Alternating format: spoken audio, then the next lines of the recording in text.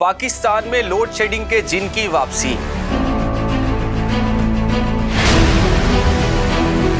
क्या आपकी तरफ लाइट है? दिन में कितनी बार लोड शेडिंग हो रही है? ये वो सवाल है जो आजकल शायद हर दूसरा शख्स गुफ्तगू के दौरान पूछ रहा है, क्योंकि गर्मी की शिद्दत में इजाफे के साथ ही पाकिस्तान भर में बिजली की लोड शेडिंग में इजाफा हो गया है।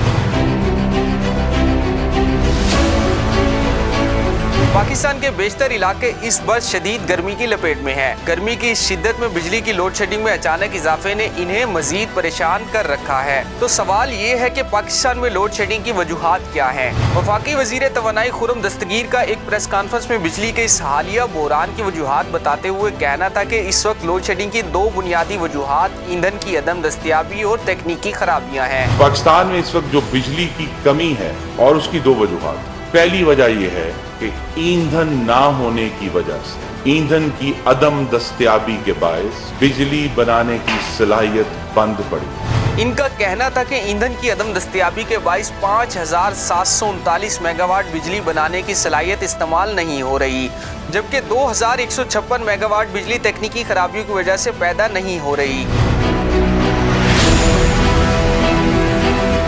वजीर आजम को एक ब्रीफिंग में ये भी बताया गया कि मुल्क में लोड शेडिंग की बड़ी वजह मुल्क में मौजूद 27 पावर प्लांट्स में से 21 तकनीकी खराबियों के बायस बंद पड़े हैं। सरकारी अदादो-शुमार के मुताबिक इस वक्त मुल्क में बिजली की मजमूई पैदावार तकरीबन 18,500 मेगावाट है, जबकि तलब के लिहाज से 500 से 2,000 मेगावाट कमी का सामना है। लेकिन इन अदादो-शुमार के बरअक्स इस वक्त शहरी इलाकों में लोड शेडिंग का दौरानिया 8 घंटे जबकि दही इलाकों में 12 घंटे से तजावुज कर गया है।